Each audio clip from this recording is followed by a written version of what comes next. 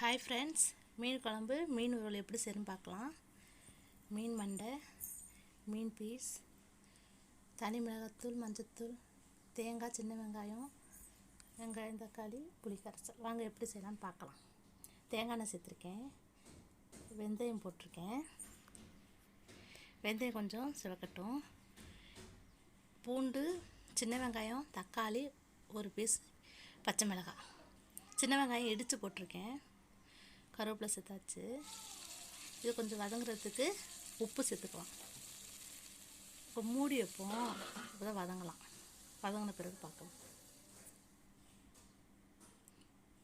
வதங்கிடுச்சு. இப்போ இதுக்கு தனி மிளகாத்தூள், தனியாத்தூள், மஞ்சத்தூள் எண்ணெயிலே கொஞ்சம் வதக்கிடலாம்.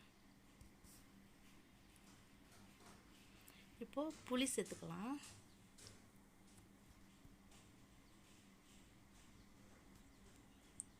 தேவைக்கப்போ இப்போ தண்ணி சேர்த்துக்கோங்க. 15 நிமிஷம் ஆகிடுச்சு, நல்லா கொதிச்சிருச்சு. இப்போ மீன் மண்டை சேர்த்துக்கலாம்.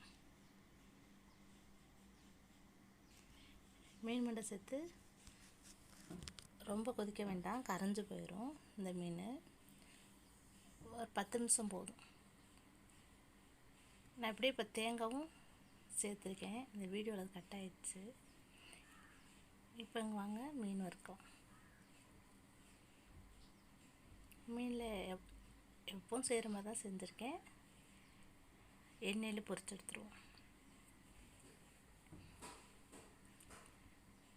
வாங்க இப்போ மீன் குழம்பு வரைக்காச்சு. சாதம், மீன் குழம்பு,